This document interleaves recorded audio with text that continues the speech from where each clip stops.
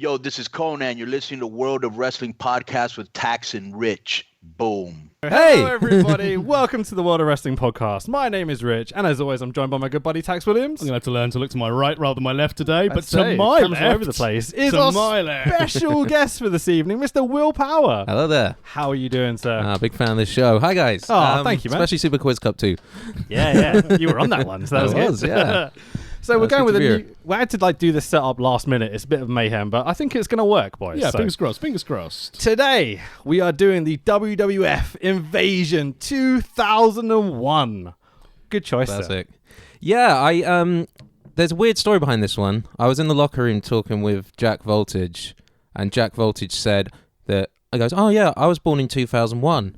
And I looked and went, you're as old as the Invasion angle.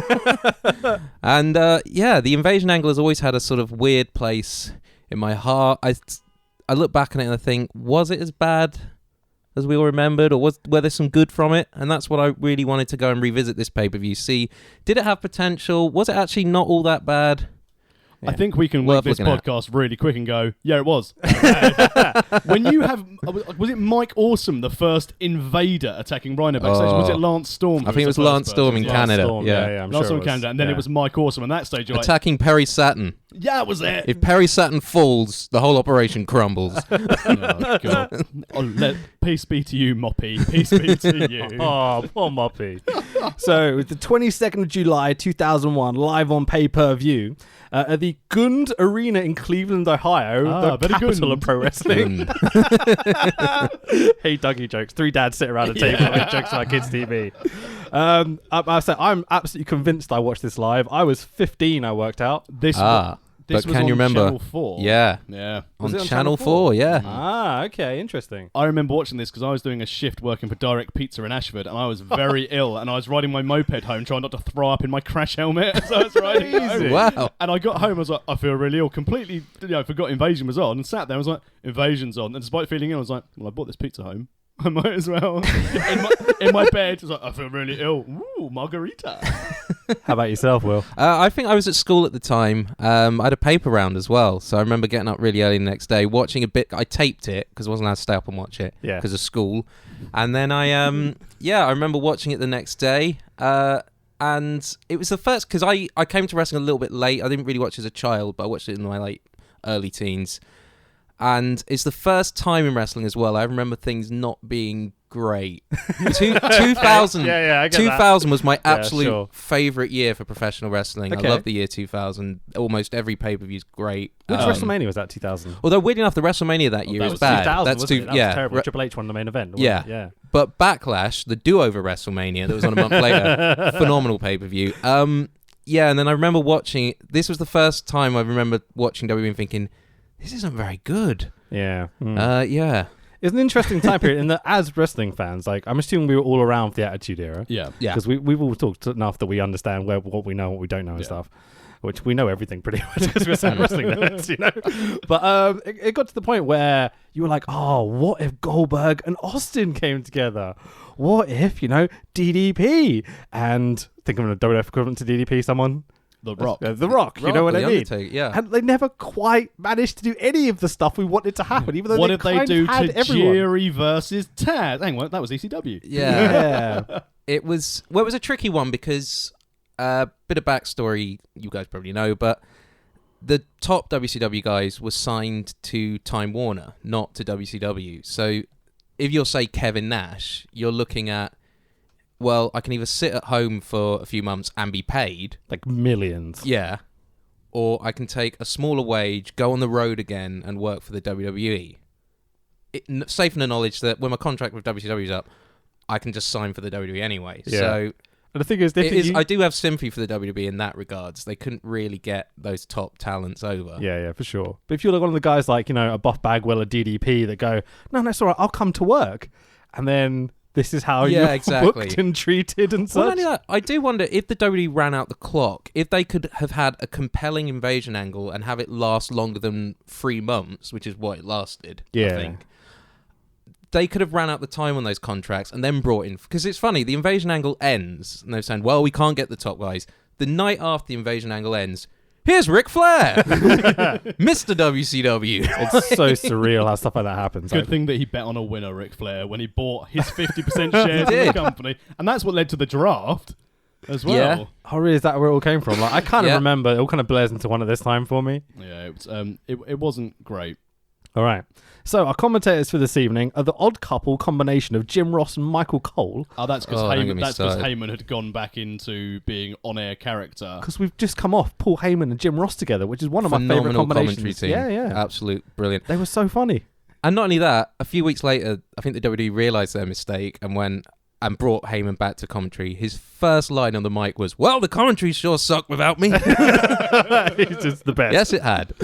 So, Owie, what do you think of this commentary team together? Like, Dog shit. it's weird, isn't Yeah. it? It's You not allowed to great. swear. Oh You yeah. can say what the good. fuck you want. It's great. It was Chuffing hell. two-faced commentators never works. No. No, Well, no, no. two play-by-play guys doesn't And really not work. two you know? WWE commentators. Yeah. Well, that's because they realised that For the Scott Hudson was cross-brand god thing. awful. Yeah. Yeah, for sure. Oh, God, yeah, the WCW commentary team. Who was that? That was Arn Scott Anderson. Hudson and oh, Arn Anderson. Oh, that was bad. That was for the Buff Bagwell, Booker Wow. T. Oh, well, okay, well, we're going to put our headsets down at the end of this Monday Night Raw. It's going to be WCW Nitro. Let's see if Buff Bagwell can... Oh, Buff Bagwell... oh, let's not put him in the wellness test. Didn't he? And this is one of my favorite like backstage stories ever. He got kind of he fell out of favor because he had an injury. Well, fair enough, people get injured, but he had his mum Yeah, ring call in and like you're at school and say, "Oh, Buff can't come in today. He's got." Judy Bagwell. It's just the best. But the other thing that he fell foul of was that he faked injury the second night on SmackDown when the APA were going to smash him through a table and beat the crap out of him. Right. And then I'd do that. Yeah, I wouldn't want to be there. Bagwell was like, I'm hurt, don't do it, I'm hurt. So he didn't get absolutely annihilated when the SmackDown boys all ran down. Yeah. And then when he got backstage, like, well, I think that went really well. Mm. And he had a American males, American males. And he had that fight with Shane. He had a fight with Shane Helms as well. He was only there 2 He weeks. did, yeah. It was their training center thing, wasn't it? Yeah. Anyway, so, I mean, let's talk about the quick story of how this kind of led to. So Vince has bought WCW. Well, has he? But Shane has come along at the last second and stolen it from under Vince's nose on the last ever Nitro. Like, I remember this story and being hyped as fuck for it. Panama City, what a Yeah. lovely venue. Ring on the beach. The weird thing was WCW at the time seemed to be turning things around slightly. Their last pay-per-view before they went under wasn't actually that badly reviewed. It that got was quite Greed, wasn't Greed, it? yeah, it got fairly good reviews, and people at the end of the year were calling. Some people even saying that was the pay-per-view of the year, 2001. You say that. We've done a few WCW shows 2001. I can't say they were enjoyable. What are you trying say to the say? least. What are you trying to say about that Triple Cage? Oh, my lord. That was 2000. Well, Yeah. it's not that far away from this show, let's be fair. Like, we're They- talking like a year afterwards. Yeah. It's another weird thing as well, because this must be the only time in wrestling history where there was just WWE. Yeah. Ring of Honor and TNA aren't there yet. ECW's gone under. WCW's gone under. They were the only game in town. The Indies aren't like they are now. CZ Dub. Yeah. CZ Dub. It's an, That's not an wrestling. XPW. God, Yeah, I yeah. remember XPW. them. That's the one I meant to chant. Wow, look Have you at guys you. reviewed them yet? No, we haven't done XPW You're yet. allowed. You'd have to do this at night, wouldn't you, after the watershed? Look the forward to your wrestling- XPW review. The wrestling company owned by a porn company. Like, do you know Oh, that? That's yeah. a real thing. That's the owned XPW. Do you not know where Matt gets his money from? So, Vince owns WCW, but Shane technically owns WCW, right? Steph and Heyman, the ECW thing. Can anyone explain to me why Stephanie owns ECW? Because she had to get involved. We had to have another McMahon there. Yeah, the McMahons had to run Why everything. doesn't Linda own one of them? Is what I want to know. Because she's the impartial adjudicator, and also we saw how great she Oh, was at for fuck's WrestleMania 2000 in Mick Foley's corner. Great zombie Linda. Fantastic. Yeah, the She- best. She did play a zombified sort of catatonic patient very well. She did it great. She And I just- always say, play to your strengths. I was going to make that. I was like, I'll let you. So we've got this coalition of WCW and ECW versus the WWF is what it's broken down to. The Alliance. Yeah, how they got there, I'm not quite sure, but Well, they had to call it the Alliance because Paul Heyman basically said, of course you can use the ECW name, of course you can use the ECW name, and then loads of creditors started phoning up going, hang on, that's ours. Yeah. And that's how it turned into in the Alliance. But weirdly enough, the purchase of WCW was, I think it was something like, it was only like 22 million. I think the amount of money they've made off the licensing of WCW characters, which they got all the rights to, and the money they probably made off the videotape library alone, $22 million a steal. I heard it was 5. Yeah. 5 million. Obviously, Bischoff's like Time Warner got out was this huge line item, but the 22 also included advertising. Oh, I see. On the Turner network as well, so they got their 5 million for WCW, and then they had their segments of advertising over the few years. And as you said, WWE Network. Okay, right, we've got the back catalogue of all the Nitros, all the WCW pay-per-views. Yeah. 2 months, right? I paid that. Well, I had some advert on my phone come up the other day telling me I could play some W mobile game as Six Pack. Ooh, amazing. Like all the Six Pack fans who probably downloaded that as a result. Wasn't that his WCW name? Yeah, it was, yeah. I'm sure it's his WCW name. Yeah. Pack or something like that. Yeah. Anyway, it's all good. So we get a World War II style opening video package. Yeah. WWF, just the best video package team in existence ever. Even at this time, I know. you're watching it, it's like, fuck, I'm hyped for this show. And I know it's bad going in because I remember watching it, but just the quality of the production The level. only thing is that this pay-per-view also, let's not forget, happened just a few months before 9/11. Oh, fair I point. did kind of watch that and think, oh, I wonder if they regretted that. Like, Almost as much as I regretted Muhammad Hassan. yeah. Yeah. That happened after. Yeah. Yeah. Fair point. But the good thing about this as well is even when they had all the clips of Freddie Blassie, back Yeah. there, stand up, and then the worst thing of that is then Kurt going, "Come on, guys!" So we've got this kind of hot Attitude Era crowd as we cut into the audience. Is this the last show of the Attitude Era? Nah, X7. I always count X7 as the end. when the Attitude Well, Era because ends. they cocked it up. Oh, Yeah. Austin's turned for heel. 2-man power trip. The heel turn was Hold on, good, your but mic's they- gone. Let me just quickly sort that out for you. So, 2-man power trip, following on from the invasion angle. Try talking into it; it might work. Yeah? Is it here? You can hear me? No. And now? Can you hear me now? It's a bit crackly. Well, I sit here. How about that it? Can you hear me? Nope. This is, if you're watching live, this is quality. Yeah. I keep looking to my left. I'm like, oh no. Can you sign language? Like Murder. 1 2 1 2. There we go. Yeah, am I back? We are back. Oh, good. So you were saying 2-man power trip. Yeah, it was.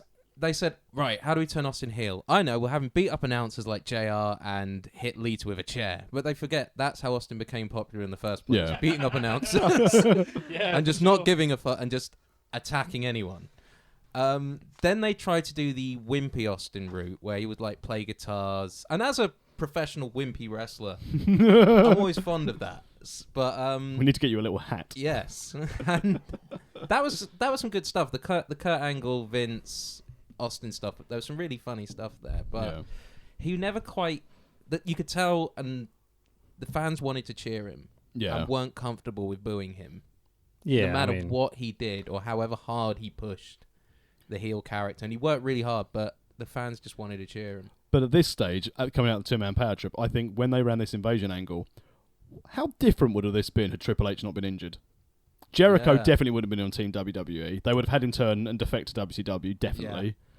Yeah. Would Austin have been the saviour, or would they used it to let... Because obviously Rock's gone at this stage as well. Sorry, there's usually a chair there to lean on. I went to lean on it. It's not there anymore. And I was like, what the fuck? That's really weird. Ghost chair. Yeah, for sure. So the big note I have here is that like Booker T is primed to be like a top superstar. Yeah. And it's Yeah. it's weeks away from being absolutely buried by Triple H. Yeah. As soon as Triple H comes back, it's like they go into that storyline and that conversation. Remember Yeah. this promo? The one going into X8. You're the type of person that shouldn't be in this position. And you're like, oh, Yeah. what do you mean by that, Triple H? You know, It's like... not aged well. No, and definitely not. So one of the cool things about this show for me is this amazing entrance ramp they've got. The Yeah. big V-shaped thing, because I vividly remember someone almost falling down it. Yep. Lisa and And Trish. Yeah. And Jeff Get to Hardy, that well, point. that's part of a spot. So. For sure, yeah, absolutely. But I love the idea of the two separate entrance ramps for like the bad guys and the Yeah. good guys and I such. just love pay-per-view, and that's something that's kind of missing in the modern product. Staging and such, you know. The proper sets. Yeah, Like, sure. When you get the new game, you go through all the venues and you try and unlock them.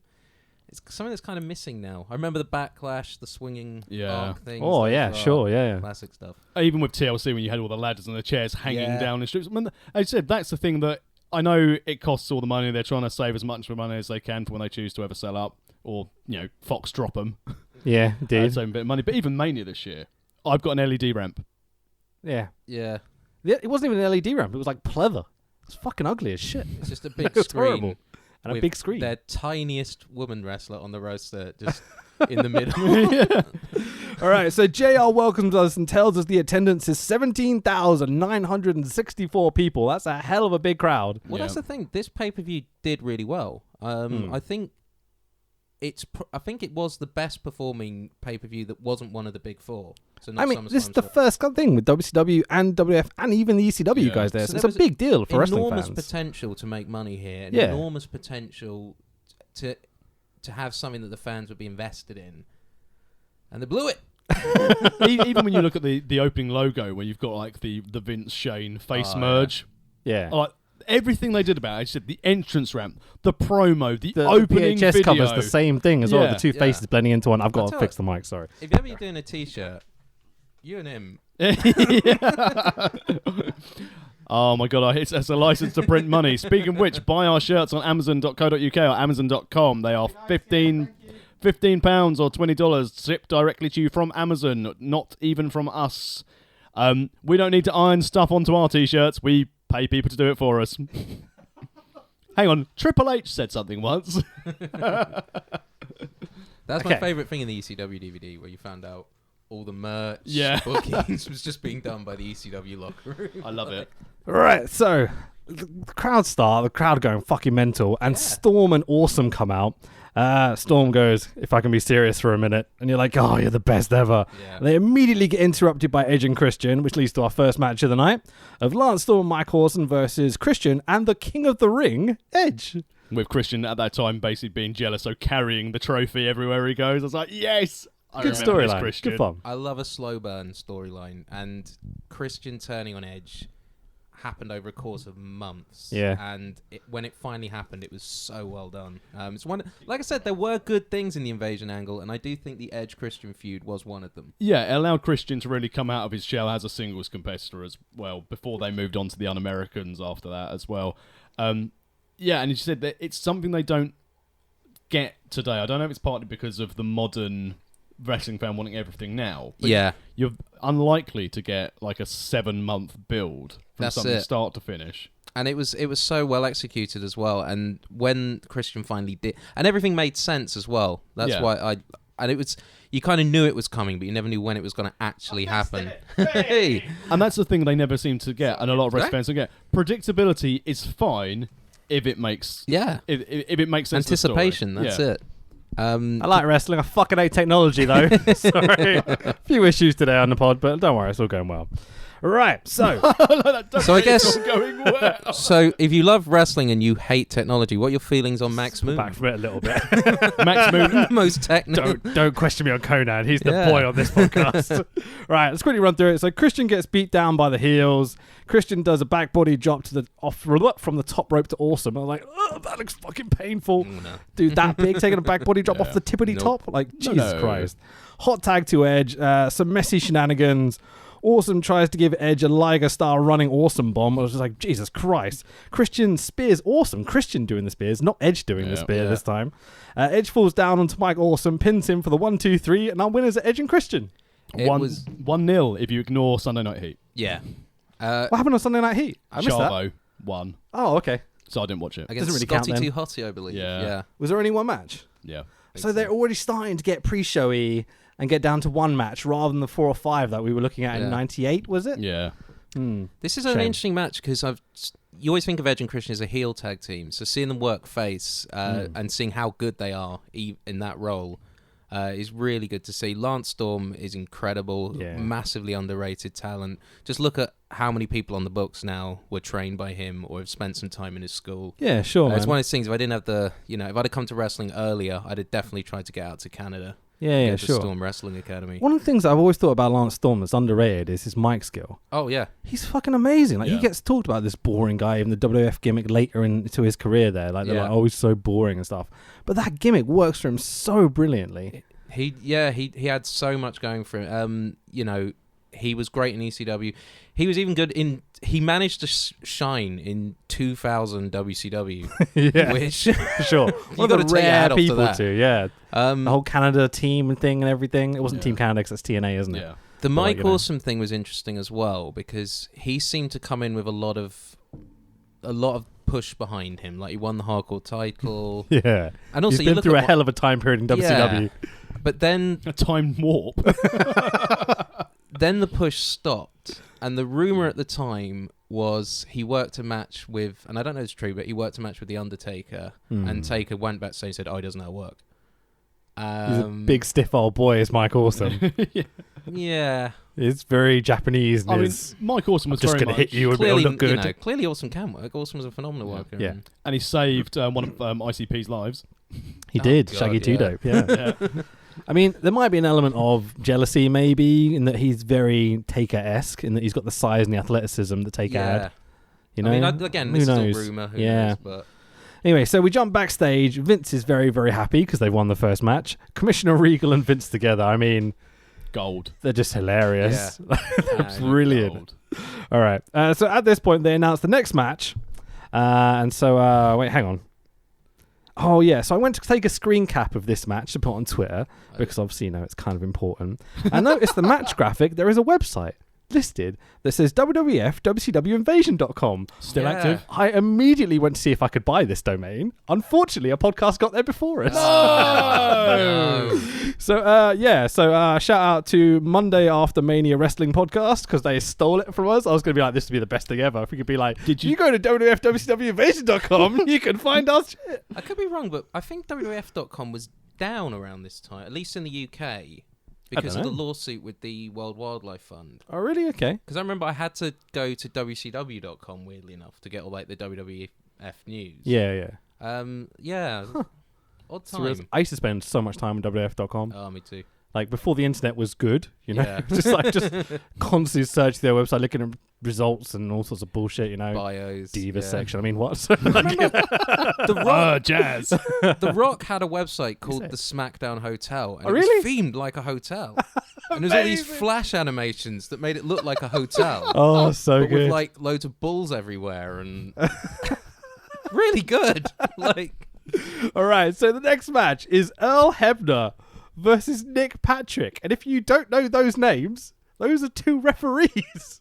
And this looked like British indie wrestling in the mid-2000s. It really did. I have seen trainees who are like a few sessions in, and I shouldn't read that because I'm a trainee myself, but have their first match and it be better than this. You know. I respectfully disagree with that comment. I mean, Earl Hebner's punches are better than Shane's still, but like, you know, but this is something special, boys. The thing is, though, you can tell how the roster must have been lacking where Vince goes, what else should we have on our card? Oh, could we have... No, don't worry about bringing in Buff Bagwell. Leave him over there. We've got Nick Kinda. Patrick. I think it's more Vince going, what's the most freak show shit we can possibly do? You know? Get the referees to wrestle. It's also the other thing as well is part of this storyline was all the WCW refs are bent and all the WWE referees are pure and true and will Yeah. gladly Yeah, Earl Hebner's there. yeah. You screwed Brett, you know, like, yeah. And sold merch out the back of his car while he got fired. That too, yeah, true. He's wrestling's top seller, best at selling. So we get an absolutely giant pop for our special guest referee, who is Mick Foley for this match for some He's fucking reason. impartial. How is He he wrote a- impartial? He wrote a book where for several a great book where for several chapters he runs WCW down. He does. He's in ECW for not long, It's like a And- cup of coffee, really. but Yeah. he's impartial. I like how he'd That's the also theory. drawn his own referee outfit. That's some top level Yeah, shirt I love making that. action. Yeah. I like how he's got all the logos Yeah, on his yeah. shirt, even though he's blatantly biased. But I mean, it is what it is. So WCW refs have huge heat as they come out. There's boos. Like, did we all watch this on the network? Yeah. Yeah, okay. I tried to find the original broadcast of it, but I couldn't. So I don't know how much of this was canned, but it didn't feel canned. No, No, I remember no. at the time they were... and I also remember at the time... Tested the refs.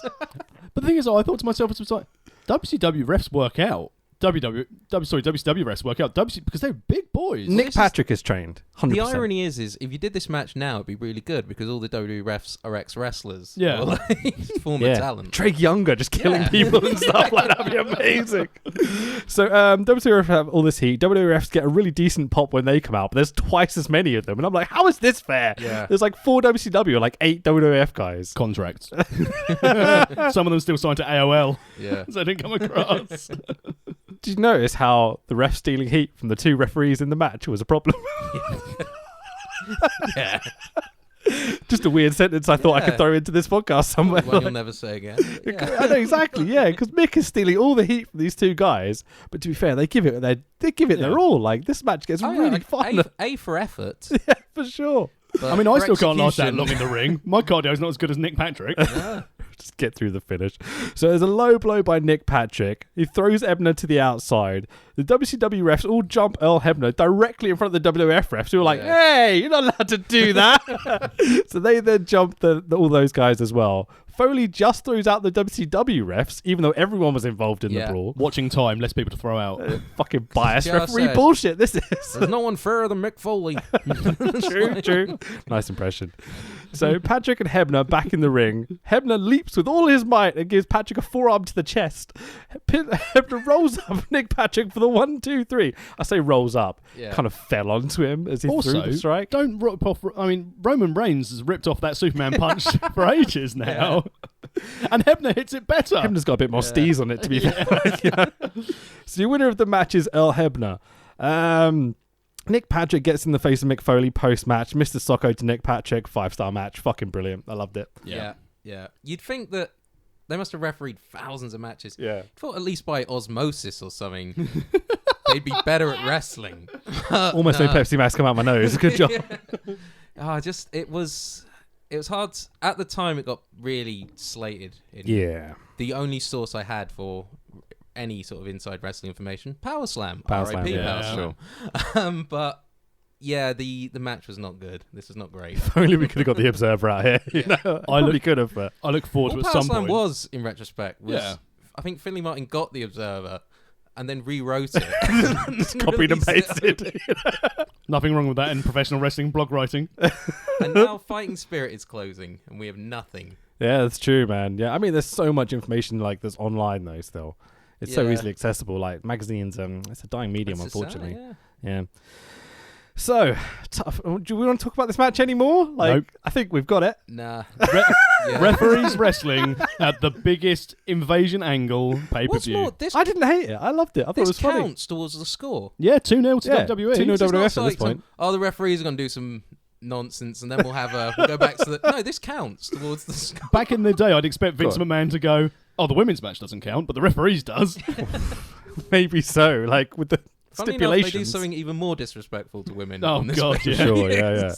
So Nah. was there a stipulation of like if WWF score more victories, they win something? I think they win the bragging rights. No, Is it just that bragging was rights at it. this The whole point? idea of this. Oh no, because it went Survivor Series when it's whoever won would be Yeah. out of business. Yeah, Yeah, yeah. this is very much battle for supremacy. So this is like step 2 of a 3-part story, really, because the first part is like Vince and Shane and the Yeah. preview Yeah. of this. There's this, and it leads into the Survivor Series stuff Yeah. where they finalize it, isn't it? Yeah. So we're in the middle of a story, really. It's kind of so we get a tough enough preview here where they're at some stripper bar and like someone's buying someone a lap dance and Maven's getting all upset and it's like, what the fuck is going on To with be this show? fair, the original series of Tough Enough were a great watch because they were about people learning to wrestle. it's And great. Was that Really this? good. Yeah. Yeah, Okay. I know the trailer doesn't quite give that impression, but you would actually watch people learning to wrestle. Whereas every time they've tried to relaunch it, it's like, well, if you want to be a wrestler, let's see you outrun some attack dogs. Sure, let's see you sure. swim in this river. You know, it's like, What are you trying to say about Steve Austin's version of Tough Enough? This is not the Matt Oh. Capitelli one, is it? No, that was series No, 3. this was series Matt 1. This was Capitelli. Maven. Bob Holly just Josh assaulting people in the ring Matthews, and yeah. stuff. Like, yeah. No, was Okay, I Nowinski remember. 1 or 2? This was Nowinski, Yeah. yeah. Taz, I think Taz, Al Snow, and Jacqueline were the trainers. I think Yeah. Luke Gallows, is this the one where his No, he's the trousers $1 fell million down? Yeah, Gallows Is auditioned that for the $1 one Million after? Tough Okay. Enough. Yeah. We need to watch some of these in the pod at some point. I mean, $1 Million Tough Tough Enough Enough deep is just like one big show on the network, which is that the Ah. Daniel Puder Kurt Angle issue. Oh, I remember. yeah. Yeah, for sure. The ROS tried to follow up with, didn't work. So anyway, so DDP steals Deborah video package, and you're like, what the fuck? I don't remember him stealing her. I remember the whole thing with Sarah, like Undertaker's wife. Yeah. Oh, I don't remember the whole thing with Deborah. He puts her in the fucking boot of his car. Are and we going to drives discuss that angle now or later? Because When, I have some. when we get to the match, I I think have we'll notes. get to it. Yeah. Yeah. So there's a huge street fight. Austin chases DDP in a limo. Like, this is just the weirdest On foot? scenario. Yeah, it's really strange. The thing that really suffered after WCW bought out was limo companies. Yeah. Because none of the wrestling promotions started using them again. Nah. I mean, that was a trope of WCW that no one arrived on time. So they could show them arriving backstage in every single segment. Anyway, so Deborah and Taker's ex-wife now are doing acting backstage. Taker's wife calls Taker Mark. And I'm like, kayfabe, bitch! Like, Oh, no, what's that wrong was with you? that was a common theme at this time. She would often refer to him as Mark. Because he's not dead. He's a biker now. Yeah. Mark the I'm disappointed Taker. by this. Very disappointed by this. He was a very sort of human character at this point. He has a wife. Yeah, true. And like, maybe a controversial statement. I hate the American Badass character with a passion. I think it's one of those things. Sometimes I think nostalgia tends to make people think things were better than they actually are. Yeah. That could be a good tagline for your podcast. It's kind of what we do, isn't it? But this We look version back and Undertaker. spoil our memories. Yeah, I remember when I was young, when he came in as the American Badass. I thought, right, so he's this take no prisoners redneck Using You a already shit have Limp that. Bizkit Steve song. Austin. Steve Austin is that gimmick. Yeah, so now yeah, the for Undertaker's sure, basically yeah. like a vague Steve Austin knockoff. No, I was not a fan of the American Badass. But it did give JR the opportunity to come up with the most random name for it. Yeah. Oh, it's old Booger Red. I always thought he was talking about Kane. But I was like, oh, mean? no. Like, No idea. oh, he's so tough. I think, like, booger means, like, he's a big, angry, redneck bastard sort of thing. As I think opposed to it's when I like first heard it, it was like, Booger Red? Yeah, Does he well, punch someone in the nose? Are they bleeding? And he's got red hair and red beard and stuff because he hasn't dyed it for this Yeah. character, which was dumb as fuck. But, like, you know. Don't be gingerist. He's against got the no Undertaker. soul tax!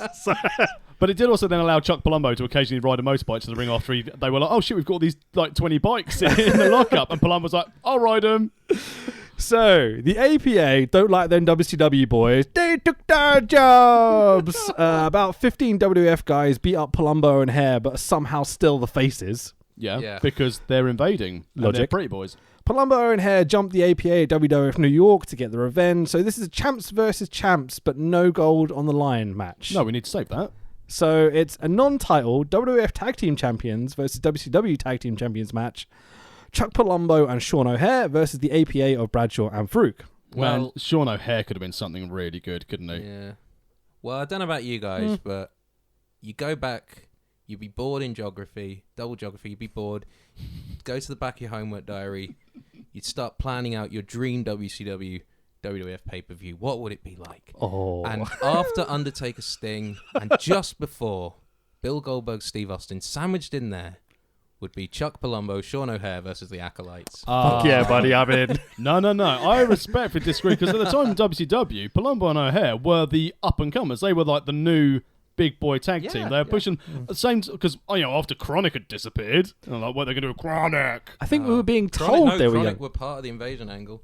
Oh god, they were because with Stevie Richards. Yeah. That one man. I think you're right in that we were being told that they were meant to be the new big up-and-comers. But in reality, they were falling into the trope of every person I hated for the next 10 years or so.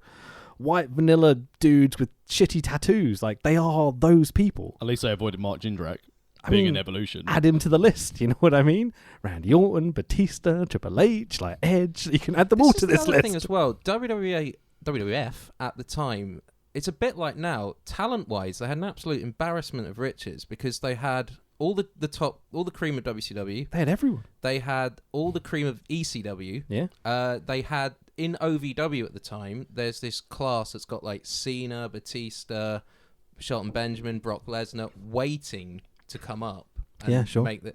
They've got all the talent in the world at this point, and yet the product on screen was not as good as it could be. It's not great. They lost Russo, so that might change. Yeah, that's obviously the problem, you know. Less baseball bats now. And low blows. And low blows, yeah. Although we did get in the ref match, so. For God's sake. So Scott Steiner told I wish. told this amazing story about Palumbo and Bradshaw backstage. Have you ever heard this? No. So Bradshaw used to kind of bully people and stuff, being a dick or whatever, as I think we all are very well established at this point. And he tried to basically fuck with Palumbo and stiffen him in the ring. Palumbo came backstage and went, I gave you my body out there. You abused that. let's go outside in front of the whole locker room. Yeah. Apparently Bradshaw very publicly and very openly went, oh no, that's okay, thank you very much, and took a back seat. Like, what a fucking little pussy. Just before Joey Styles knocked him out. Yeah, sure. They should have brought him in this match. Oh, yeah. That's who they should have brought in on commentary. Yeah. They should have had Joey Styles and JR. Michael Schiavone as well, Tony Schiavone.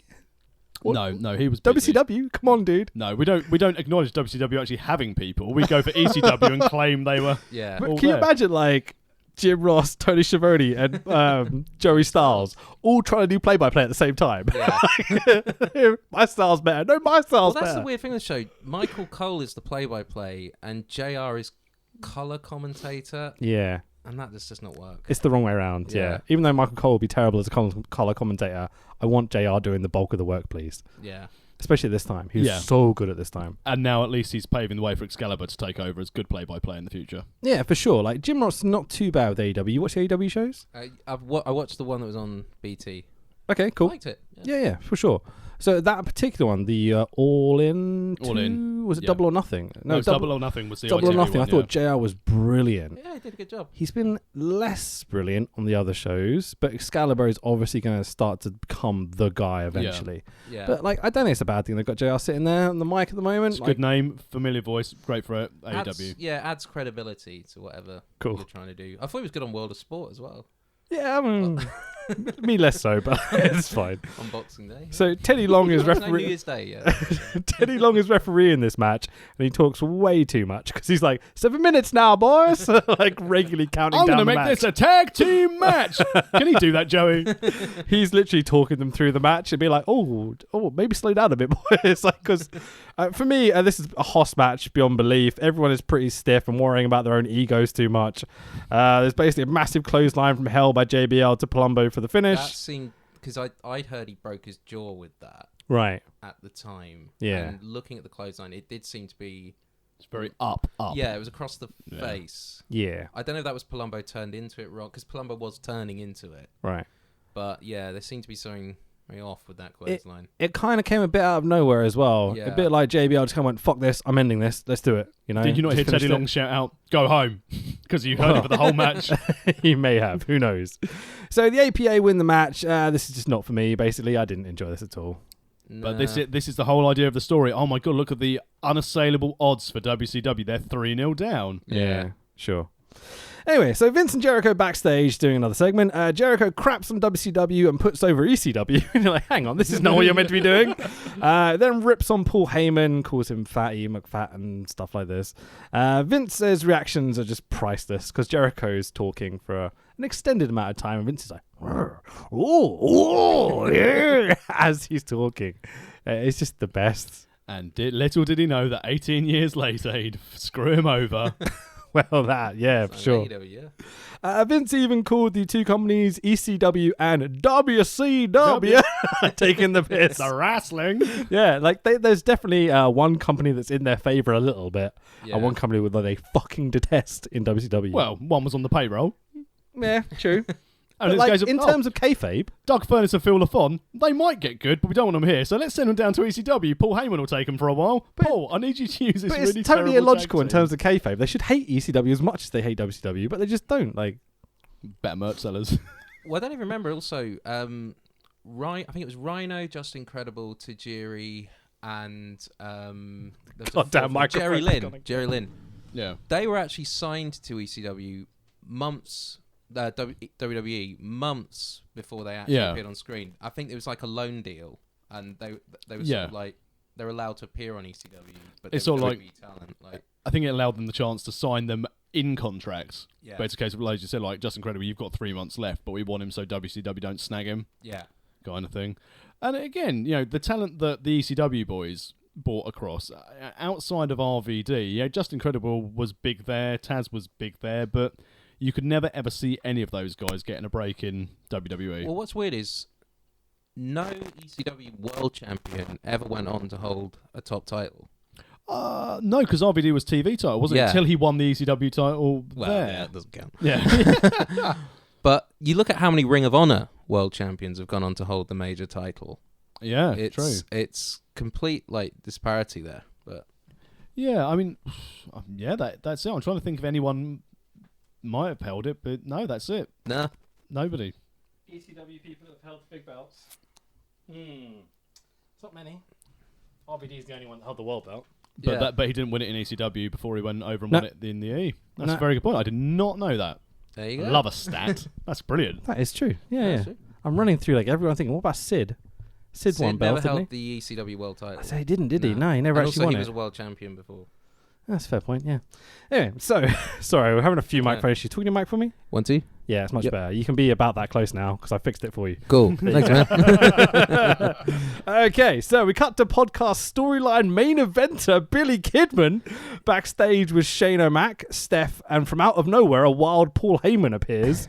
Kidman's wrestling X-Pac is basically what this boils down to. Kidman's promo is fucking terrible. I feel a bit out my depth here because I understand this is the world's foremost Billy Kidman discussion podcast. Oh, we're right up there for sure. Having dedicated 3 whole episodes Oh yeah. We the reason why he was trending on Twitter a couple of weeks ago. People found the trilogy, to his including the Lost episode. The one I had to sit and recap by myself. She lost it twice, I think. So we've got a WCW Cruiserweight Champion versus WWF Light Heavyweight Champion non-title match, I think. Yeah. Non-title. Again. Good thing they bought that belt out of retirement quickly. So, oh shit, they've got a cruiserweight team. Who's got the belt? S.A. Rios or Gilbert? Get it off them and put it on X-Pac. So we've got Billy Kidman versus X-Pac. Okay. X-Pac gets serious heat, to be fair, when he comes out. Like, he gets booed like crazy. This was where the first term of X-Pac Yeah. heat started, wasn't And it? Because I think that's it was the thing. because of this. No. Goddamn Uncle Cracker. Oh gosh.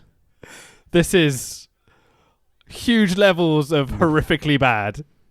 Like, how could you not boo some prick that comes out of that? Like, Well, I think they let Edge a month later or so completely rip into that song on their TV show. So you Did can he? tell. Okay. Yeah. He said like, oh, no one's gonna. I'm gonna beat X-Pac tonight, but no one's gonna watch the match because the minute that song starts playing, they're gonna tune out. And I think that's a sign when something's bad, when even on the WWE product, you're allowed to say it's bad. but what a faction that was. X-Pac, Albert, and Just Incredible. The X Factor. this is the sad thing about this. Cole goes on to explain immediately that Just Incredible has left the X Factor. Oh. So it's now just X-Pac and Albert that are left. They're like, ah, you poor bastards. You've lost Just They've Incredible. lost Ringo. And didn't old Matt Bloom do well going out of that? Oh, for sure. Like, did. he went to Got Japan. the IC belt. Yeah. Why? Let's get onto that when we get to it. Yeah. But it's okay. So there's a Powerbomb X Factor reversal by Kidman. I thought it was fucking incredible. Kidman No, Just Incredible wasn't there. Kidman up top, a Pac catches him in an X Factor, only gets a 2, and I'm like, hang on, you just dove off the top rope and into his finisher. Surely that's got to be 3, right? Well, we're 3-0 down. Of course not. Yeah, indeed. Pac goes for a Bronco Buster. Kidman clearly counters this by low blowing him in the bollocks with both feet. Can he do that, Joey? There's a refereeing disparity there because you could argue that X-Pac ran into the low blow. Ball to hand. Yeah. You're running along, and I stick my foot into your bollocks. I'm pretty sure you'd be annoyed that I kick you in the balls. You could argue a low blow has to be intentional. Nonsense. Bollocks. You're talking bollocks. Have you not read the WWE referee rulebook? So the ref, like, oi ref, come on, seriously, this is bullshit. But anyway, shooting star press, 1, 2, 3. Billy Kidman gets the first WWE ECW Outside of Sunday Night Heat. Think so, yeah. True. So again, it's non-title. This is kind of like a work rate match of the night so far up until this point. First face WCW guy as well. I thought X-Pac was really fucking good. He's always been really good. What's this X-Pac heat thing? It never made sense to me. The only thing I would say is if you look at X-Pac make his entrance, he's doing the crotch chop. He's throwing up the... His character never really moved on from DX. Yeah. Like, DX have now not really been a thing for like 2 years. Yeah, he's still crotch chopping. He's still doing the sort of DX poses. Yeah. So I do think that sometimes hindered his character slightly. But like I said, he's a phenomenal worker, and in this match, he's really great in his role as sort of the heel of this match, which is odd because all the other guys got cheered. Other than RVD, where there was a mixed crowd later on. There was a weird sort of factory reset with the Invasion angle where it was just, right, all the WWE guys on our faces. Yeah. Like, all these heels you brought in for months. You can like them now. It starts to become a real problem as this card goes on. Yeah. Where you start to get like really weird, convoluted storytelling. And this is the kind of the beginnings of it almost, where Unlike now, where everyone is a heel or a face. Yeah. Who cares by their merch, you know? It's like sorry, I'm a bit of a cynic sometimes. It's fine, it's fine. Based on their merch, whoever's designing WWE merch needs to get like a new job, because like my daughter can design better merch than that. There's Yeah. bad ones out there, yeah. The man's man. Come on. Ladies and gentlemen, I was in a Survivor Series match a week earlier, so I watched a load of old Survivor Series, and they had the WWE painted jean jackets. Oh, yeah. They look good. I'll take one of those. Yeah. For sure. I'd gladly have bought any of those, man. They look good. So DDP backstage with Shane, Steph, and Heyman. Talky, shouty. It is what it is. Stacey Keebler and Tori Wilson backstage. Now, I just have a list of words. That's all it is here, okay? So voluptuous, from here to here, none at all, private showing, Stace, you do have a firm ass. Let's just all move along, shall we? Well, I expected this segment to end with the screen going a bit blurry, some sort of dreamy music playing, and then they come back from it. Sorry. Then they cut to Vince McMahon in a writer's room asleep and then waking up. And that was all just a dream he had. God. Because, yeah, this is like, that segment was like written by like a 14-year-old boy. It's full exploitation. Women do levels not of speak production. to each other like that. Wait, they don't? Wow, your ass is firm. I mean, we do all the time at the old Unit 44. I do like the fact everyone really puts into it. Wow, your ass is firm.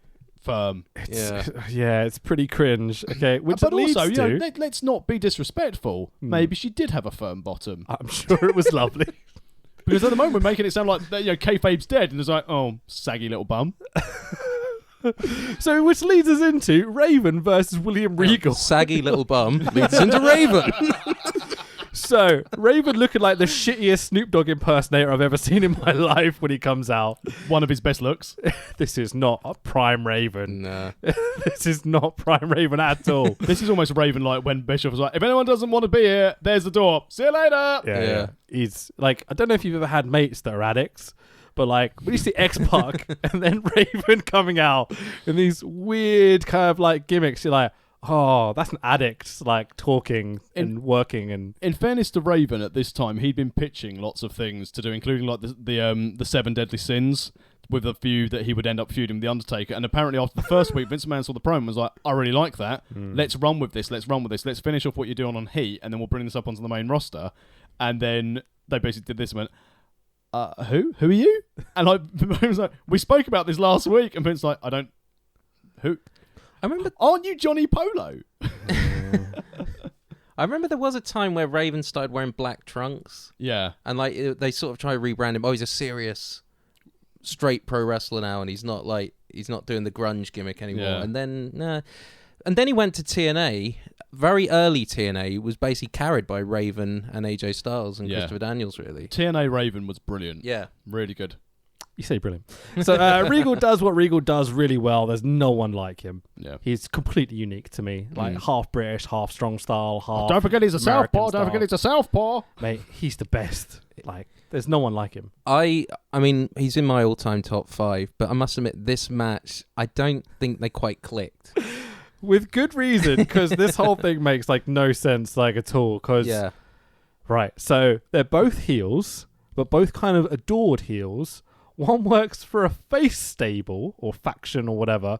The other one works for the less of the hated of the two heel stables. Like, this story Draw me a makes diagram, yeah. no sense. Like, how are you meant to create an interesting match from this? Like, what do you do? It's like, well, we've got 5 spots to do. Let's just do those and get the fuck out of it, shall we?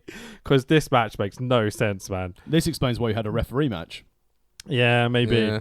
There's a few boring chants that break out that are still not edited off the network. Like, come on, guys. Malfunction in the corner.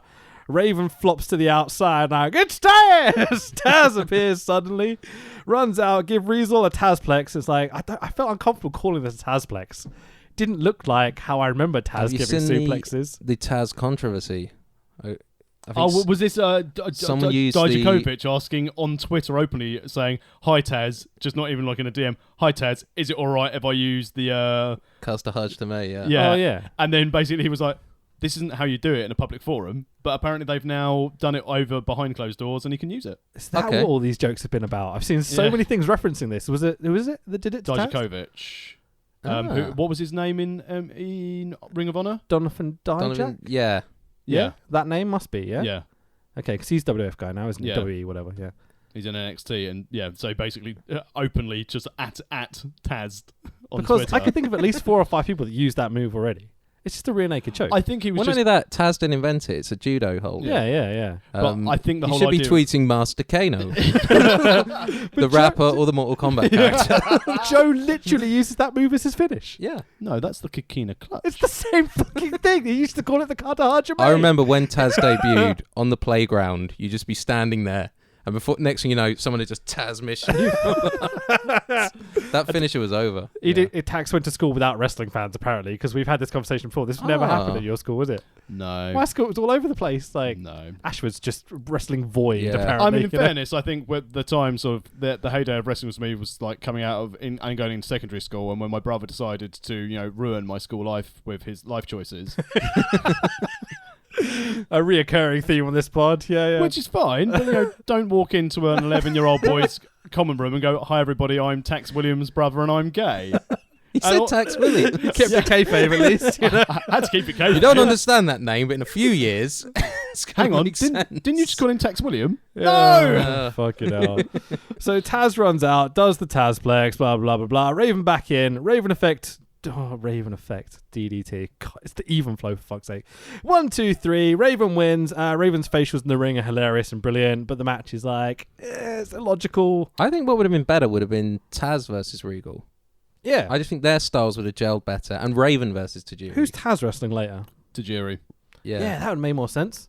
But Raven wouldn't take the defeat. Nah, That's maybe what's not. it. Whereas, and that's all he was doing was taking defeats at this point. well, even they picked on it on commentary. They're like, Taz could have had a great career as a broadcaster, but he's thrown that all away. Little shit. He's a terrible. And then he went on to have a good career. Well, a respectable career as a broadcaster. He was there a long time. I used to love him as the ECW commentator when he came on with Joey Styles, the first pay-per-view and stuff, right? Because that was after that's when he was injured because he'd broken his neck. That's the one, sure. Where Paul paid him for every day of his injury.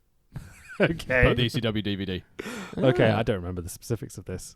Yeah, apparently is that a real thing or is it a joke? Apparently Heyman paid him every single day. It's rare for Paul, isn't it? Yeah, nice to see someone. That's because Taz kept on sending off the merch. Oh, okay. He was paying for his own stamps. Anyway, so Vince backstage with Kane, Undertaker, and Undertaker's wife at the time. I have to phrase this carefully every time I mention her.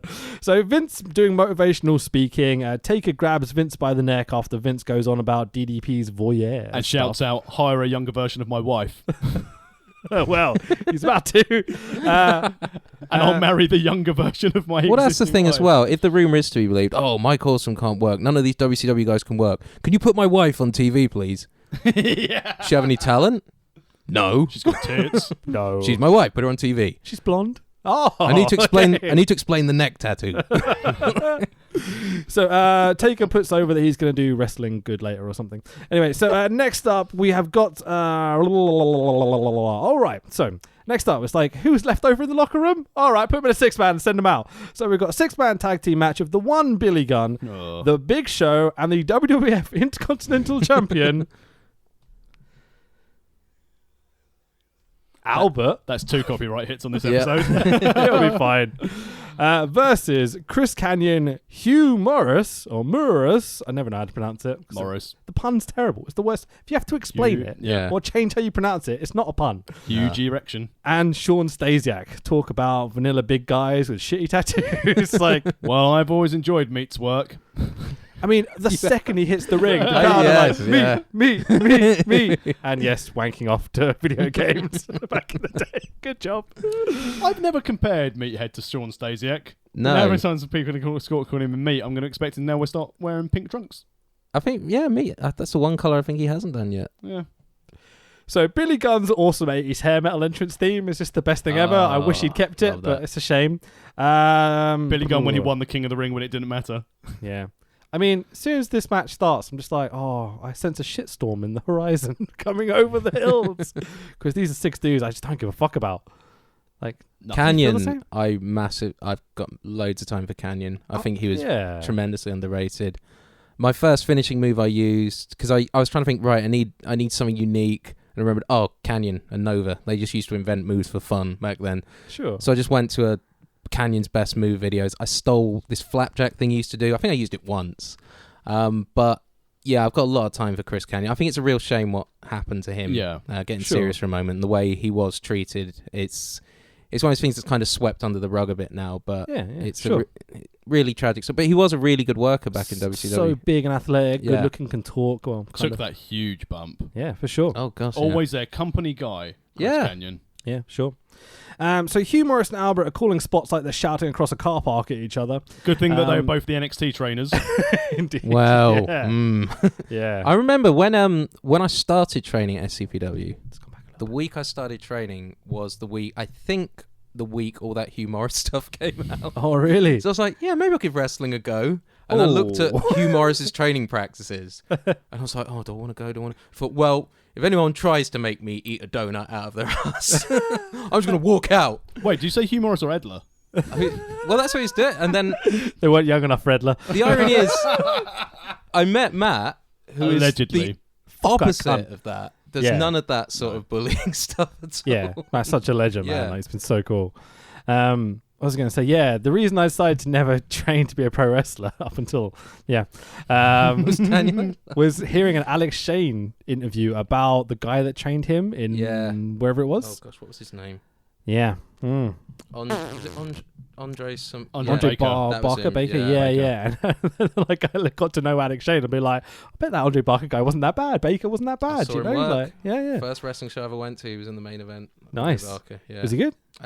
He was. It was him, John Ryan in a tag versus Tank. Nice. I remember him. Yeah. He now wrestles in Wales, I think, as Big Dog. Okay. And a guy I'm close friends with on Twitter now, Danny Garnell. Oh yeah, who at the time was just hilarious. He was just a little kid. He was like Matt Terry size, nice. And he was wrestling in like the clothes he probably was wearing down the skate park. Excellent. And first wrestling show, Hammerlock Wrestling. I used to be. We all love Hammerlock Wrestling, don't we? Oh, for sure, yeah. I used to be terrified of John Ryan, right? Because he's a scary dude. I used to see him like brutalize people at wrestling shows and such. I once walked into Wagamama's and he was sitting in the corner in Canterbury with like a lovely looking lady, just having like a really nice romantic meal. I'd be like, I'm just going to leave you alone. Like, I'm not going to go over and say hello. They better not get his Nagimi Yakitori wrong. I saw him at and this is a real early 2000s throwback. I saw him at a Polyphonic Spree gig. Nice. No shit. Wow. Look at that. Just hanging out. Peace and love at the Polyphonic Spree. Amazing. John Ryan, really? Holy shit. I think it was him. He was probably in Polyphonic Spree. Could have been, yeah. This match is this match is basically a clusterfuck of big boys doing a power match. Billy Gunn goes to give his Cobra Clutch slam thing. Stasiak in to give Billy Gunn a reverse DDT. Stasiak and Hugh Morris flop about. Blah blah blah blah blah. They both try and pin Billy Gunn at the same time. It's really weird. Oh, Stasiak really fucked that up. Yeah, and then Stasiak eventually goes, I better get out of the way so you can actually pin him. Like, this is so awkward. For the 1, 2, 3, and the winners, the WCW contingent of Canyon, Morris, and Stasiak. But the WWF boys have to get their heat back immediately because they all attack him and blah blah blah blah blah. Yeah, but in fairness, you could tell they were all livid about Stasiak trying to pin him. Yeah, for sure. And then you see the alley-oop I love the alley-oop. I can't stand it. Yeah, that's bad. That's especially really when bad. Big Show calls it alley-oop and the crowd goes dead. Right, we are going long already if you need to go at self 6. Let's get to the next one. So Tajiri versus Taz.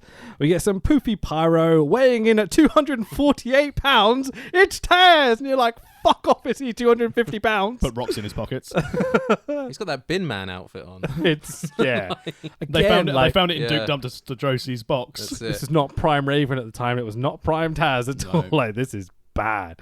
So I've just written here, this music for Tajiri is incredibly racist. It's like, ding, ding, ding, ding, ding, ding. It's like, it's just so bad. The fans. One of my all-time, sorry, I know it's go on, it's fine. All-time favourite WWE moments ever was Tajiri was in a segment with William Regal and he kept bowing to him and Regal goes, "Stop it, you're behaving like a stereotype. We won't have stereotypes here in the WWE."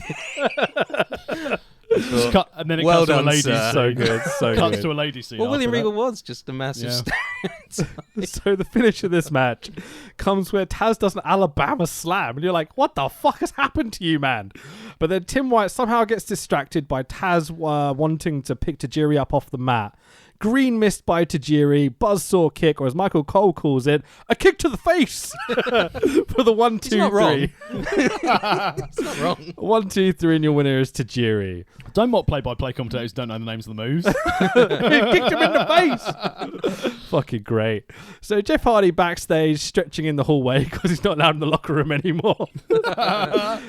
Matt's there as well. They talk, but rah! Wild RVD appears and smashes Matt over the back with the chair, setting up our next match, which is the WWF Hardcore title match of Jeff Hardy, our current champion, against he's meant to be a heel, but everyone's cheering him, Rob Van Dam.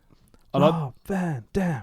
I like the little backstage thing after, like, he took down Matt Hardy and Jeff Hardy's really bad. It was like, damn it! Jeff's acting is not great at this time. No, it's his music. He was really fucking high though, so he's probably had a great time from his words, you know. But so, I noticed at this point the Fink is doing the introductions for these matches. Yeah. I was like, he wasn't around at this time, was he? Fink? Howard Finkel? He's always there. Yeah. I swear for a while he kind of wasn't, then he came back just to do these shows. I But think he's the longest standing employee. man, his voice is incredible Yeah. doing these introductions. Really, really good. So again, this match is now a face versus face, but one face is in the face faction, and the other is more liked of the two heel stables. I think Van Dam was a heel at this point, Yeah, he's trying to be. but everyone just loved him. He's doing the cocky Yeah. ECW thing, but everyone's just like, he's really good. Yeah. He came in with so much momentum behind him as well. Like, if there was Yeah. any guy outside of WWF or WCW that we were all wanting to be there, it was Rob Van Dam. Well, weirdly, the talk was always that he was going to go to WCW because he was Yeah. quite good friends, I think, with Eric Bischoff. And the rumor was that when ECW went under, he would go and be a big part of Bischoff's WCW. Right. Because he worked in WCW originally a little bit as Robbie V. Robbie V with Yeah. no shoes on. Yeah. Yeah. In your face, Matt Riddle. So RVD takes sunset flip powerbomb from the hardest part of the ring to the floor. Yeah. I'm like, oh, my lungs just like exploded watching this happen. Van Daminator through the hole in the V shape of the entranceway. Yeah. It's like, that was fucking brilliant. And Jeff Hardy doing this. At this point, I think Jeff bladed as well. And I'm like, Yeah. Yeah. okay, fair enough. You know, it didn't unnecessary, but Although he may not have, because I remember around this time, yeah. Van Dam was busting people open left, right, and centre. He himself admitted to being quite stiff, you know, so there we go. So one of the ugliest German suplexes I've ever seen, where Hardy just straight dumps RVD on his head and neck. Proper Constantine at him. It's absolutely brutal. Jeff crashes and burns on the Swanton. RVD up for the 5-star frog splash, and new hardcore champion, RVD. I can talk. What? Don't forget he did the 5-star frog splash onto the hardcore belt on Jeff Hardy. That's what I've written here. It's very confusing reading my notes about hardcore belt. He won the hardcore belt onto the hardcore belt. But yeah, so yeah. All right. This is a class. I love this match. This is like Yeah. one of my all-time favorite. I had a friend a few years ago. What happened to him? Yeah, I had a friend. Show off. He hooked up with this when his kids were into wrestling, and he wanted to get into it. I said, "Oh, can you list me some matches to watch?" And I did. I recommended this one. It's one of my all-time favorites. Interesting. It's such a good way of putting. Jeff is a perfect opponent for Van Dam. Yeah. It puts him up. There's very few success stories from the Invasion angle, but Rob Van Dam is one of them. Around this time, he was so over. They could have. This was been the time to put the top belt on him, because he was during the Invasion angle. He was so incredible. A couple of months down the line, there's the face off of him and Austin, wasn't it? yeah. He's put into the main event for the world title, and the storyline reason why is because everyone loves him. Yeah. And like that's when you know you're over. When like, Yeah, they're sure. just going to acknowledge that. But yeah, he was an absolutely because I kind of knew about Van Dam because I had been into ECW through tape traders and stuff. Mm-hmm. So, but none of my friends had, and it's like when you know this incredible band and you just can't wait for them to arrive on the radio. Yeah, sure, man. And yeah, this was probably I think my match of the night. He did not disappoint. Like, JR agrees with you. He says, I don't know how many stars you want to score this at home. One of the finest matches I've seen in a long, long time. Over slow-mo replays of this match, which is the first time they've done this all night. And I think even Vince sitting backstage going, get the slow-mos ready. Like, this is going to have it. This is money. Re-sign Jeff Hardy. What about the other guy? Who? Has to be match of the night. Yeah. Easy. Hands down. Not only that, I mean, the thing is, I guess the only criticism about Van Dam that a lot of people have is it's the same match. Which I'm not knocking because, you know, play your hits. If you know what works, works. But Ric Flair, This is Macho a Man, crowd Hulk really Hogan. seeing Rob Van Dam for the first time, because before this he hadn't had many matches on WWE TV. So It was only when they did the ECW Invasion, Monday Night, Mr. Monday Night stuff. Wars, set up the So our pay-per-view. next match is our bra and panties tag team geez. match of the WWF team of Lita and Trish Stratus versus the WCW team of Stacy Keibler and Tori Wilson. This has a video package, unbelievably. Well, if you are going to fraternise with your ladies' boyfriends, Yeah. bitch gonna get some shade. Well played. Thanks. I've written kissy sluttiness involving all 4 women and the Hardy Boys. So It's my all a daughter bit- was created. It's all a bit weird, isn't it? Lots of bum shaking and booby wobbling. And Mick Foley's back as the ref. Yeah. Like, what? Fair play, Why? Mick. Because we've got the impartial referee out for this match, apparently. Is that Yeah. what we're doing? Yeah. I think he was backstage going, hit my music? Like, why? Just hit my music. Just walked out as the ref, It's so silly. So, Tori and Stacey both have literal 90s porn music as their entrance theme. Cole points out that it's the first time that there have ever been a tag team bra and panties match. I like he says that like it's a big achievement for humankind. Like, So weird. Some people want to call that WrestleMania main event, Yeah. but Michael Carl wants to carry the first ever tag team bra and panties match. So Trish comes out and she hasn't got the music that I know of. It's like 90s porn music Yeah. still, because she's a woman, of course. But what follows is a technical masterpiece of the level of Macho Man and Steamboat. 5-star match, yeah? Yep. Good stuff. I've only got one note for this, Matt. I've got 2 notes. One is nice cutoff. I think that's referring to like a cutoff, like a Her heel. trousers. But who knows? And the other one is, I'm glad Trish used a roll up, because I think she does a really nice roll up. I'm like, hey, a proper wrestling move, a bit of. Oh, and now she's using it to pull her trousers off. Yeah, I mean, 15-year-old me was happily watching this, like fapping away, probably. Let's be honest. Highlight of this match for me was Lita being a fantastic catch post. She's like the murder clown of women's wrestling to stop Trish falling through the V. For sure, like as they're walking back, she almost falls through the entranceway. Yeah. Lita could have Like, crumbled, oh, but no, so she close. stood strong. She firm vertical base. So good. So WCW ECW team backstage do lots of shouting and looking at each other. Vince Austin and Deborah backstage. Austin don't need no motivational speech. He's about to whip somebody's ass because that's the bottom line. Because Stone Cold said so. Cole says, up next, the future of sports entertainment is at stake. And I'm like, is it? Isn't that like a couple of months down the line? Yeah, if it is, then your TV show on the USA Network tomorrow, or TNT at the time, isn't going to be great. So, get the video package for is our main event of the evening. Tonight's main event of the evening. There you go. Shane bought WCW from under Vince. WCW people appear on WWF television. ECW guys on the WWF roster all jump to Team Coalition or Alliance or whatever. Steph now owns ECW for no fucking reason at all. Vince needs Austin to lead Team WWF because I need the old Stone Cold. Exactly, because as we established earlier, he's into this kind of silly, gimmicky, guitar-playing Austin, kind of weird comedy character almost, Yeah, it's this time. Was that about to happen? No, that was it. Okay. Yeah. So the old school hell-raising Austin, as Vince puts it. Lots of us versus them speeches. Even Freddie Blassie comes down and gives a little speech, as you mentioned. Saturn and Moppy are also there. And this whole video package ends up with Heyman going, "Death to the WWF." That's more of a Vince. He was right, though, impression, but because they had to for change sure. their name a few months ago. So tonight's main event has the worst name for a gimmick match ever, because it's almost impossible to say.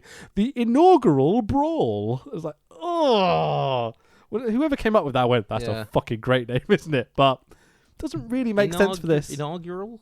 Yeah. Yeah. It's not really inaugural Doesn't really roll or off a the tongue. brawl. So The inaugural brawl. yeah, of Team WWF of lots of people versus the ECW WCW team of, so it's Booker T, Diamond Dallas Page, Rhino and the Dudley Boys, Devon and Bubba, with Paul Heyman, Shane and Stephanie versus Chris Jericho, Kane, Kurt Angle, Steve Austin and the Undertaker with Vince McMahon.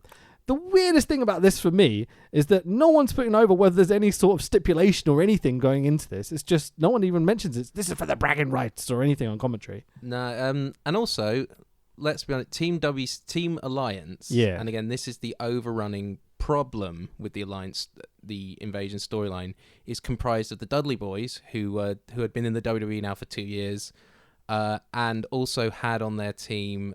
So Rhino had been there as well. Rhino for a had been while. there for at least a year, and I think he'd been there a fair few months, and I think that was the problem with the storyline. It was like, oh, it's the Hardys versus the Dudleys, and you're like, I've seen that match now quite a few times. Oh, it's different this time because one of them's ECW, one of them's WWE, and you're like, I mean, it's very obvious where all the top level guys are on. Yeah. TWF, you know. Yeah. They've got like Booker, who's really the only top guy they've got across. Yeah. Diamond Dallas Page is there, who's okay, but again, Weirdly enough, DDP was probably, I would argue, DDP was a bigger signing than Booker T.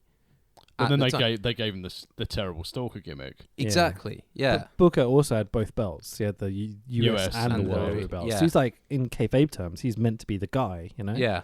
And then injured Austin on his first night. Yeah.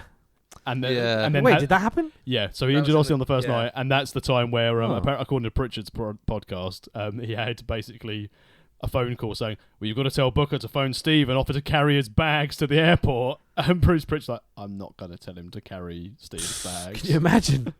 Jesus Christ. Anyway, so weirdly, Shane comes out first, and then Steph, and then Vince. You're like, Yeah, they're Hang on a crisscrossing tick. entrances. Like, Yeah. the Dudleys came out, then the Undertaker.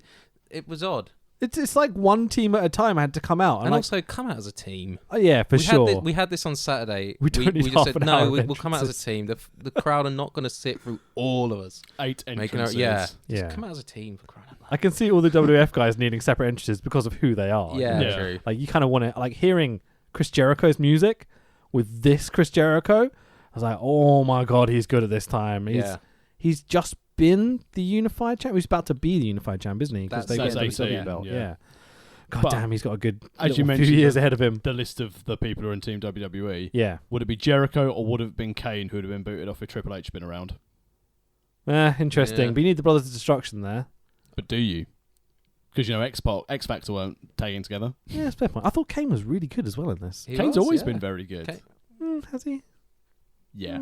His early matches are very much take a lead in the way, and Wait, are we talking Isaac Yankem early, or are we talking... no. I'm talking like his debut, the Hell in a Cell, Yeah. all that sort of stuff. Like immediately, like it's Taker doing a I lot of can't the think of a legwork. character. If you would list like the worst storylines, about 8 of them involve Kane, and yet everyone loves him, Yeah. and he's still one of the top guys. And I think that's a testament to his character and the guy playing him. But if they're so bad, they're memorable. Exactly. Yeah. We're trying to say Does that about make them Katie good? Vick. Yeah. She So- was hot. Jim Johnston last minute specials for nearly everyone's entrance Not music that literally. isn't a WWF guy.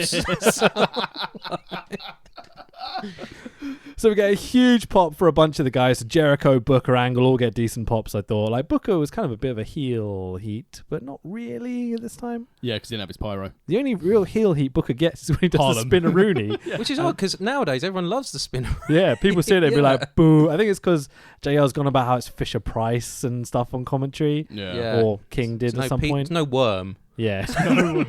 Jesus. But worm invented by Billy Robinson Yeah, sure. in the catch days. Him and Mel just like working it out, you know. So I don't know. This had a mid-90s Survivor Series sort of vibe to me with the two teams of 5 on each corner. The people you wouldn't expect to see tag with each other. That's Yeah. what classic old Survivor Series stuff. The other thing as well is when Booker's making his entrance, and I wrote this down, JR says, he's no Ric Flair, he's no Sting, he's got no class. And you're just like, right, so you're burying the guy who has signed with you and putting over 2 guys who are sat at home right now wanting nothing to do with your invasion. I feel like it's coming from Vince, Cheers. you know. It's coming in the earpiece, you know. He's at Yeah. ringside. Oh, he yeah, is, good yeah, point, to yeah. be fair, yeah. Kevin Dunn. Oh, it's always Kevin Dunn. So you think that people get big pops, but then you hear a glass smash and Austin makes his Yeah. entrance, and you realise what a big pop actually is. But then you That's- realise it's Austin's later run music. the Disturbed stuff, like... Yeah. And then- blah, blah, blah, blah, blah, blah, blah, blah, blah. And then he had the one with H block on like the WWE like CDs. Mm. Oh, Sometimes I get a little angry. It doesn't really matter though, because it's Nah. Austin. Yeah. You're like, And also, these are fans who had months of not being able to cheer Austin, yeah. and they finally get an opportunity. And yeah, the ovation he got was It's like, like wow. release of a gas chamber Yeah. or something, and everyone's like, psh, you Considering know? there's a mass brawl going on as well, so the fans Yeah. already have a reason to be cheering. And Yeah. then So the crowd are really into it to start with, mm. and then the match happens, and everyone bad. kind of gets a bit quiet and just watches these 5 dudes brawling in the ring. Well, that's it because like as Power said, it's a case of you're looking around going, hang on, I've seen the Dudleys. go against these guys. I've seen Rhino be beaten up by Jericho. Yeah. Oh, Booker T's here. So and didn't DDP used to ride a pink Cadillac? There are some quite fun moments, like seeing like Rhino and Austin in the ring together. Not something I thought I'd really see. Yeah. You know, so there's some kind of like first time exchanges, which is quite an exciting thing to see. But if you're looking at circumstances, if you're looking at first time, do I want to see Austin versus Rhino, or do I want to see Austin versus Goldberg? Yeah, for sure, of course, man. That's the thing that was all on our mind at the time, I think. Yeah. Basically, I've written the match is genuinely pretty silly, but the star power kind of carries it along nicely. Yeah. The fans are into it the whole way along, but this is, again... everyone's just tagging in, play the hits. Yeah. And that's what the crowd want, and that's what the crowd get. Sure. So we get Austin and Booker, champ versus champ. It's quite a nice moment, you know, sort of something happening. So many people on the apron. The cameras are occasionally missing spots as well because there's like 4 people lined up in front of the camera. That was a problem for me production-wise, but it's not too bad. The best bits all come from Austin, really. Yeah. Whenever like there's a pinfall he breaks up and the ref admonishes him, he just goes back at the ref straight away and the whole crowd pops. He just grabs Charles Robinson by the hair. Yeah, just yanks drags him. It's fucking great. He gave no shits at this time, you know. Very little format to the match apart from Angle and Jericho are taking a lot of the punishment as they're the smaller lads that are on the face team, as you might expect. Angle as well, very over. Yeah, sure. There's a weird sort of irony here, which is they had a bit of trouble getting Angle completely over as a face. Yeah. Then 9/11 happened, and it's like you got an American Olympic hero who is basically dressed in a flag. He became like the most over wrestler. Yeah, Bin Laden got Angle over is what you're saying. That's it. So, Diamond Cutter to Angle as Taker has seen enough. Taker just walks in the ring, starts beating the shit out of Diamond Dallas Page for no reason at all. Can he do that, Joey? He stalked his wife. Well, there is that, I guess. Yeah. What was the reason he did that? What, he stalked his wife? Yeah, why? The story... Because he thought it was a young Michelle McCool. No, he said the reason why he did it, DDP's motivation for committing a crime, essentially, was he wanted The Undertaker to make him famous. Okay. And this is again another problem with the Invasion storyline. It's like DDP was on pay-per-views that outdrew the WWE pay-per-views. Carl Malone. He was on episodes of Nitro that drew higher ratings than the episodes of Raw that The Undertaker was on at the time. You could argue that at one point DDP was as famous as The Undertaker. Sure. Yet when he's in WWE, he needs to wrestle The Undertaker to be a star because he's not a star. And that's, I think, there was a lot of ego in the booking that ruined the Invasion angle for me. You can see how Vince, Steph, whoever's in control at this time are really looking at it, you know? And Taker too, I think, as well. I think Taker puts himself in that position almost, you know? It still comes to today with Triple H beating Sting at Mania. Yeah. And things like that. It's like, they're never going to let it go. Difficult ones. So Undertaker does the last ride powerbomb to Little Nate. Poor bugger. Kevin Dunn keeps cutting back to medical fella checking on Austin's knee. So this is obviously a storyline point they're getting to. Devon and Kane both get chucked through 2 announce tables at ringside. Pretty much everyone is down around ringside. Kurt Angle fight backs against Bubba and Booker T. Huge ref bump. The finish comes as Vince grabs his WWF Championship belt, throws it into Angle. Shane intercepts it. Both him and Vince jump in the ring. Shane whacks Vince over the head with the belt. Angle takes out Bubba and Booker. So Booker taps, but there is no ref at all to the ankle lock from Angle. Austin throws the ref in like, go, see, he's tapping. But then Austin then boots Angle in the head, hits the stunner. Austin drags Booker on top of Angle. Austin forces Mike Chioda to count the pinfall for the 1, 2, 3. So Booker T pins Angle, so the WCW ECW coalition win on the Austin heel turn. Yeah. I mean, I didn't see it coming. No. I remember being shocked at the time. Yeah. Especially they put all the effort into, I need the old Stone Cold, come back, be loved by the fans. Oh, you've turned your back on WWE. Oh, people are still cheering you. Yeah, I mean, the amount of hate Austin put over WCW in the years previous to this, prior to this, sorry. Well, that's the thing. They tried to be like, he worked for all 3 companies. Like, yeah, but he hated being in one. He was only in one for 3 matches, and the other one made him like a global megastar. I think this was one of the first heel switches. As an impressionable 15-year-old, I went, "Oh, that's crap," because it made no sense, and it just was a plot point they needed. You know, to have a story to tell. The whole argument, as you said, like the whole story they were telling is that Austin wasn't wanting to turn back to being the old Stone Cold. He wants to be his version of Austin. Vince McMahon's bullying him, so he's just going to go and side against him. Yeah. Oh, the Invasion. Yeah. Could have What do you think been of this? so good. It's I mean, like I said, I have sympathy for them. They couldn't get the top guys, and also I do wonder if they'd have just done this one pay-per-view where they put all these top matches on, Yeah. that would have meant that it would be like all your eggs in one basket. Whereas, like, basically we got the Invasion angle anyway, because over the next few years Goldberg came in and we got Goldberg versus The Rock. Triple H beat them all. Yeah. Then, so is it better to have all these matches on one pay-per-view, or have them spread out over several years? I've often thought about this. This is really the Yeah. conversation we need to have, but we're so short on time now. Sorry, man. I know you've got to get away. Basically, had they done it, had they been able to sprinkle this out to the contract expired and just did this as a super show at Mania in a stadium show, if you had 70,000 people for these dream matches, that would have broken every single box office record they could have ever had. Yeah. In wrestling.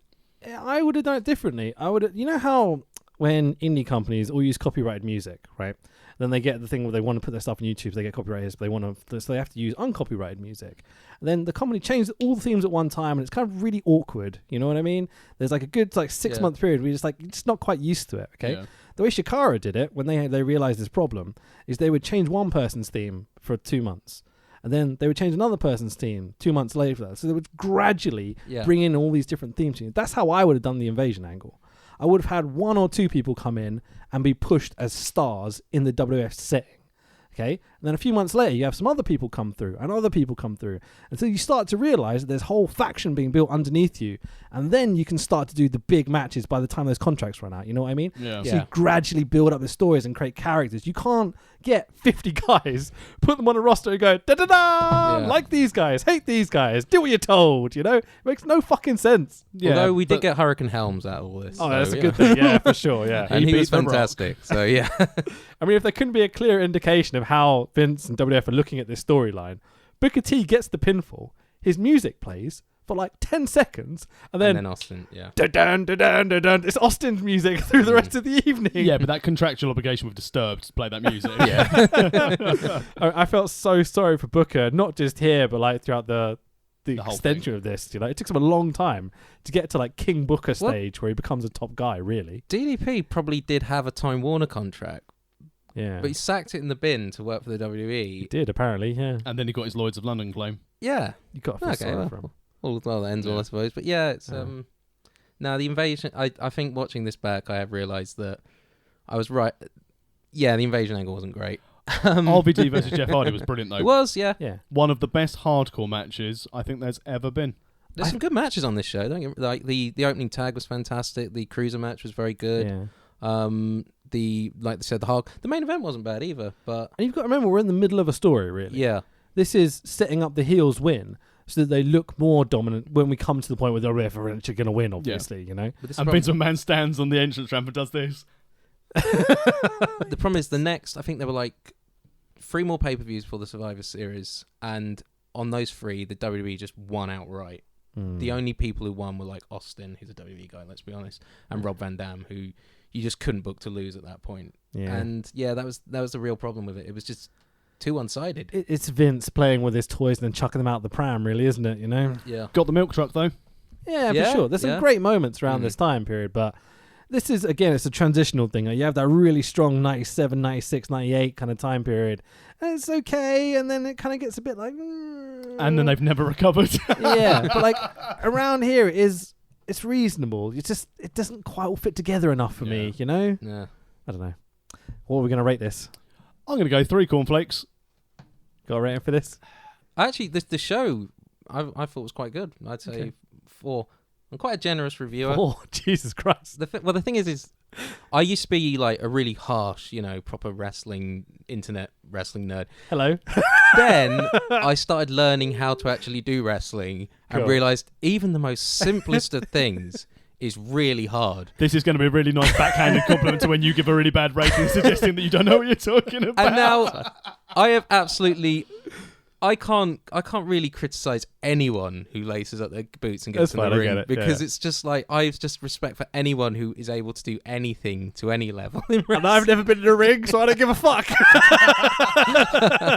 I gave this 2. Yeah, like just about like 4 would be like a Carter Osprey for me. 5. Okay. Yeah. What's what? So it's out of 5. It's Meltzer's ratings, basically. Yeah, we try not to use that word. Oh, okay. Or the Observer word either, but you know, There are obviously other cereals available outside of cornflakes. for sure. But yeah, I gave this a 2. Like it's okay, but like genuinely, I came out of it not caring one way or the other. I didn't hate it. I didn't love it, and that's the place I never want to be when I'm watching wrestling. No. I want to be furious or ecstatic. Really, that's the aim for me as a fan going into watching a show. If you I think understand, like the middle of the story doesn't need to blow my fucking mind, but yeah, I want something more than this. if you think of some of the stuff we cover on this pod, we either want it to be diabolical so it's funny or outstanding wrestling so it's really good.